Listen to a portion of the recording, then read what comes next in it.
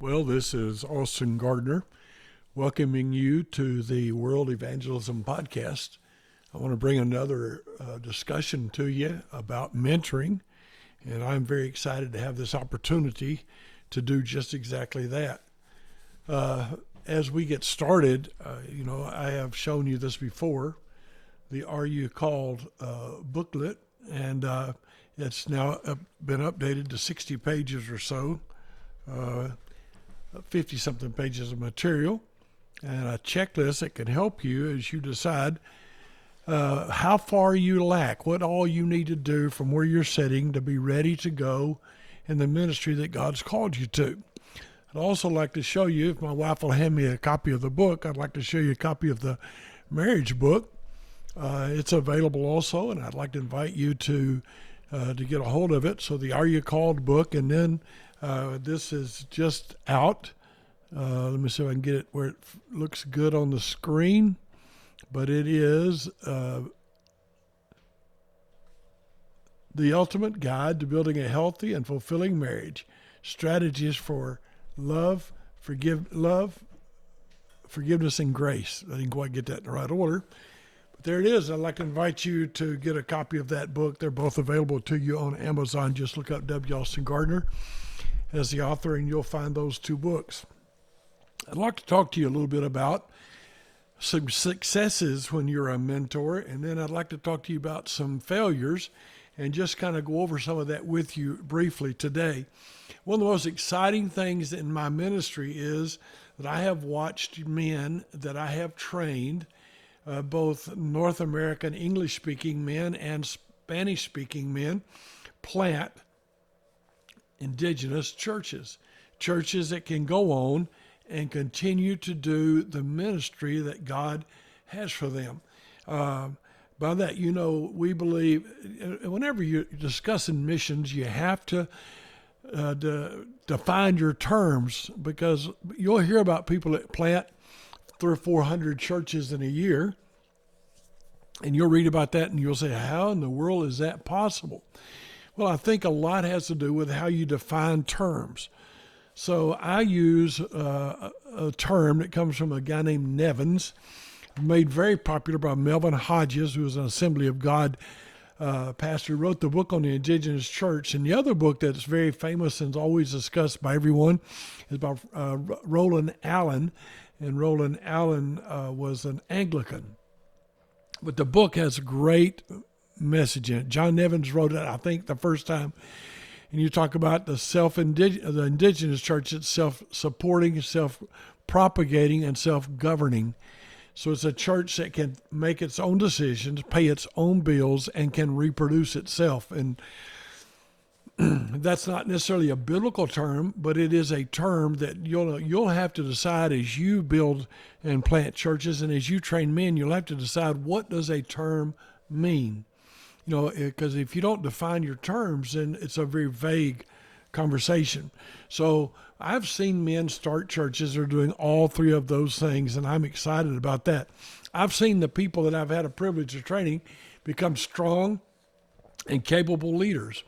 I've seen them reach the point where they were able to train others to do the same ministry that they were doing. I've watched the different missionaries in all different parts of the world learn to adapt the truths to the context, to the place where they're living. That's one of the most exciting things you could ever see in planning a church, because missionaries have to learn the Bible, and they have to learn a language, they have to learn a culture, and then they got to learn how to bridge that gap from one to the other, so that the people in the area that are listening to the message would understand all that's going on there. So that's exciting to watch them take the gospel message of Jesus Christ and apply it in a way that works in different people's lives. So what's really exciting is I was able to train Peruvian men, especially, that were able to start churches that have been funded by believers and that are doing their job. And those men have now gone in other places as missionaries.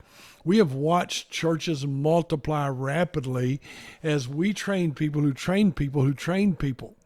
And so it begins to spread and carry on. it gets to a point where, the people you train, they're making decisions. I was in a pastor's meeting in Peru one time in the city of Arequipa, and I was offering a meal to all the pastors. And you had to be a pastor in our team to be able to come to that meeting. And so I'm walking around. The room is full. There are probably 30 or 40, 50 tables full, 5 or 6 people, everyone. It's just everybody's eating. We're having a good time. And I'm going from table to table shaking hands. And I get to this one table, and I can see further down, there's a couple of people I don't know. And so I'm like, well, what are they doing here? They've kind of horned their way in because this is for pastors on our team.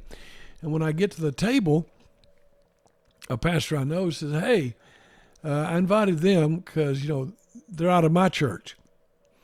And we started a church with them. And they're pastoring now. And I was like, wow, blew my mind. I didn't expect it. I wondered what they were doing here, but what a privilege that God would raise up people like that. What's beautiful is as you train people, some will go way above and beyond what you're able to do. And that is one of your successes. You're watching them change from you to something that they can do that's even more. But just let me tell you that there's some problems and failures that I see when we discuss being a mentor and training men. Sometimes you can train men that will become overly dependent on you. They need you.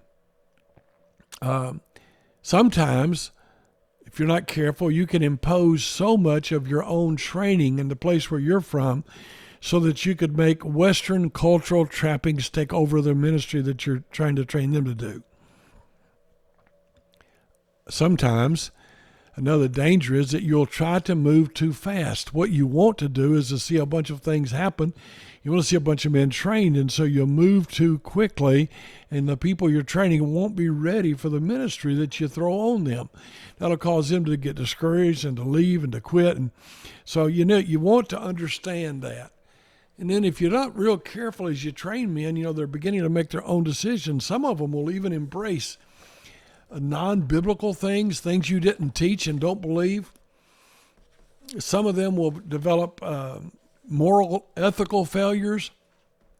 I've dealt with that. I've dealt with men that literally basically tried to steal church properties. I've dealt with men that have fallen into immorality and everything else, and it becomes a massive stink when you have to deal with that. But that's part of it. One of the dangers is that there will be a big argument about who's really in charge here. So many mentees are upset and angry about you having leadership over them. So you got to be really careful when you're training them. You want to be careful also that you compart the biblical vision and not just your vision, and then you let them go forward doing it the way they feel God would have them to do. Maybe one of the hardest things of all to do is to pass the baton and let the other person go on and do the ministry. That's hard because you want to be the center of attention. You want to be the guy. You don't mean to want to be. You're not trying to want to do that, but it's just a part of what happens. Now, you're going to train men, and some will struggle, and some will fail, and some will succeed, and some will go on beyond what you're able to do. That's the way it works. Some thrive, and some only survive. You're going to start and train men that'll never get a church above 50, and you're going to train other men that may go way above and beyond anything you've ever believed or dreamed of. If you travel across America, you'll find that most church auditoriums are just a couple of hundred people, 180 to 250 people, because most churches will never be very large. And so we know that when we're dealing with people and when we're training people. You need to know that you and the people you're training may face outside persecution and opposition. As I started training men, I was constantly almost the laughing stock of the other missionaries. They told me I was wasting my time. They said that by dealing with these people, I was wasting my time. And when you're training people, it takes longer than it does to do it yourself. And when you're doing that, people may think you're not getting the job done. Then there will be things that are conflicts between your culture and the culture you're training people for. And if you haven't learned to bridge that cultural gap, and if they haven't learned to get to a spiritual position, it can be quite difficult. And so we have to go and train men. And some of them are going to leave us and do the opposite of what we've trained them to do. And I think that's pretty hard to deal with, but I think you have to be honest and you have to know that that's a possibility as you train men, that not everybody will do what you train them to do. So let's discuss real quickly what it means when you're training men. You know, you start with a vision and you start with a burden and you're really concerned. I wanted to reach Arequipa, and I didn't even really want to reach the whole city. I was working in a place called Hunter, and that was really pretty much all of my goal and all of my heart was to reach in that area. But as you start to build relationships and you gain some trust and people start allowing you to be there and you're in there on purpose, God begins to open some doors as you train people. They helped me learn the culturally relevant way to communicate truth.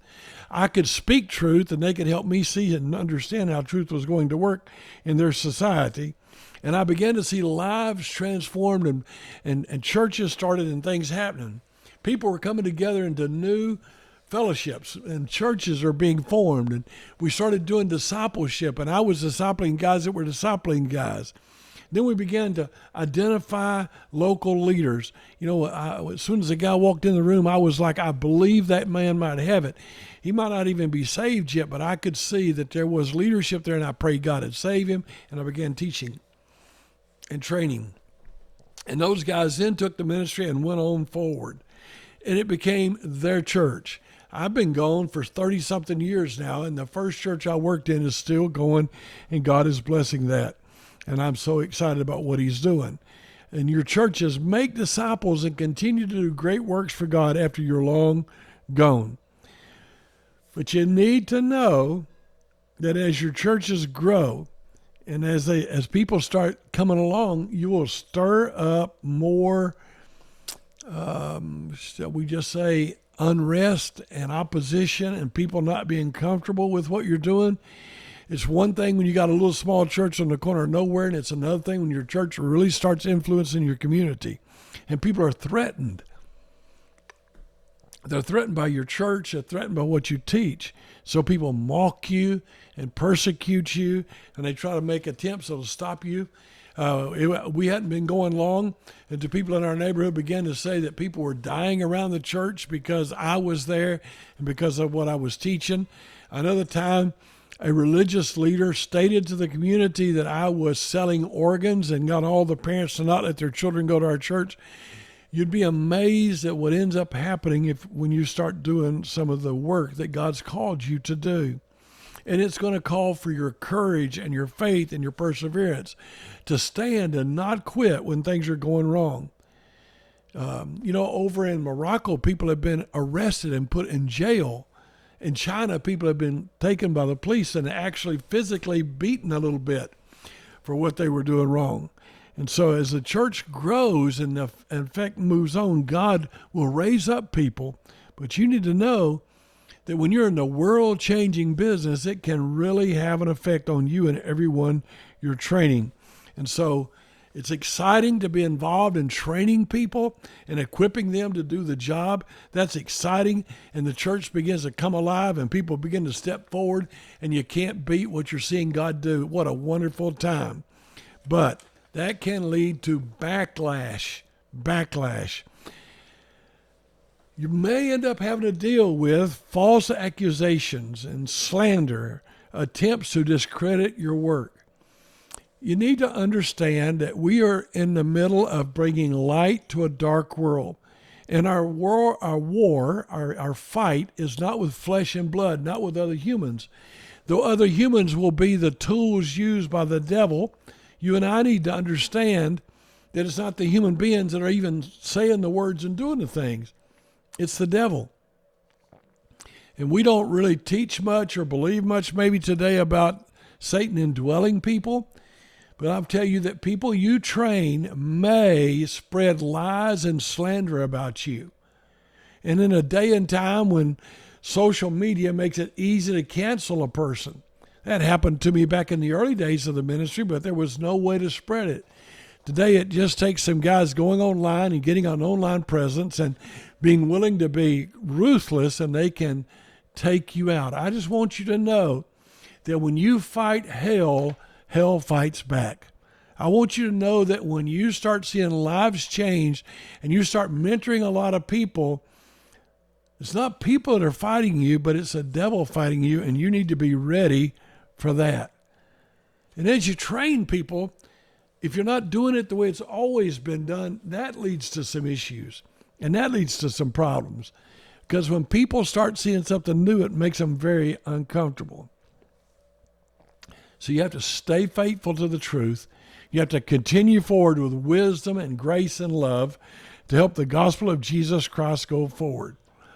You can't stop the work of God. No matter what they do, no matter what happens to you, the Lord Jesus will keep the things going forward for his honor and his glory. I have loved being involved in mentoring.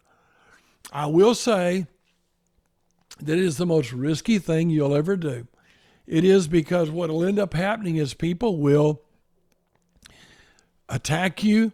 Other missionaries may mock you. Other pastors may mock you. You know, whenever you're more successful than the other guy, you may be considered worldly by some. So whatever's going on.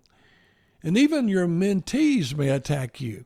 You need to understand that they may question your qualifications. They may question your experience and your expertise. They may come at you because they want to be involved, and they get to know you. When you're a mentor, you become transparent and vulnerable, and you open yourself up, and they know you. So they know how to take what you've said and twist it and turn it. They know how to spread rumors and gossip if they want to. I've often said, if a man is not strong enough to help you, hurt you, if a man is not strong enough to hurt you, he's not strong enough to help you. So that's the problem. As you do the work of God, you're training people that are strong enough to do you damage. But that's what you've got to do. That's a decision you make. Sometimes they don't like the authority you have, and they want to undermine your position. They want to be sure and pull themselves up by putting you down. They'll ignore the training and the advice that you've given them and whatever you've taught them. They may mock you and belittle you in front of other people. They may do it online. You know, you got keyboard warriors that are just online, and no matter what happens in their life and no matter what happens in their ministry, no matter if they get a divorce or if they turn on God or anything else, they don't mind using that, and you want to be careful to stay the course and do what's right. They may form cliques and alliances against you. They may manipulate information. They may withhold important details. They may do everything they can to set you up for a failure. Many mentees will want to blame you for their failures. They want to blame you for their setbacks. They don't want to accept personal responsibility. But that can't be what stops you from doing what God's called you to do. There may be others that will use negative influence. You know, if you ever make the wrong person mad, there's no telling what might end up happening, but you've got to make up your mind. That's not my concern. I will do the right thing. I will do the right thing. Sometimes they publicly criticize you. They seek to embarrass you. They set you up for failure. They make unreasonable demands. They retaliate against you because they feel like you hurt them, and so they're going to hurt you. They sabotage the network, the projects, the relationships, the work you're doing. They may easily go about doing that. There will be people in your ministry along the way that will do just what Judas did to Jesus. There'll be people that will come against you and try to ruin you. There'll be people like Korah that came against Moses and rose up against Moses. And God very likely will not open the ground and swallow up your enemies like he has for others. You may be like the Apostle Paul, who will have to publicly call out Alexander Coppersmith, who did him much harm. They may do what they can to push you to the side and marginalize you. I just want you to know that mentoring is so effective that the devil has to fight it. He turns pastors into quite selfish people. They learn and keep it to themselves, only give out what they do in the pulpit, not to risk themselves, because they know how to twist your words. They know how to take and distort what you're saying and what you mean and the actions you've taken. They want to maybe harm your reputation or your credibility. They may even form competing groups to fight with you or to rival you. They may complain against you. They may share confidential information in any attempt to embarrass you or discredit you. They may make false accusations, unsubstantiated claims against you. They could even threaten you physically. So I want you to know there's a whole lot of things that can go on if you decide to get involved in mentoring, but it is well worth it. It's funny that Paul would say to Timothy and to the Corinthian church and others that Timothy was the only one who understood him and liked him. It is funny that Paul had so many different people he mentored, but only 2 get a letter. It is funny that even the Apostle Paul had to deal with people that stood against him. So I want to challenge you to mentor, and I'm going to bring you some more thoughts on mentoring. I'm going to try to teach you from the Bible about mentoring a little bit, and I'll do that in further episodes. But I just want you to know this is the most exciting and rewarding but threatening and dangerous ministry you can have, because you will be setting yourself up out there where people might try to harm you and people may try to cause you problems, but it's worth it. You go on forward for Jesus. I wouldn't go back. I wouldn't change it. I wouldn't undo it. I'm excited about what God's done in my life and ministry, and I believe if you'll think about it, you'll be excited about what God's going to do with you. Thank you very much for listening to the World Evangelism Podcast. I am so grateful I have the opportunity to be with you, and I just want to thank you for taking the time to listen to the podcast, and I hope you'll share it if it's of any value to you. God bless you.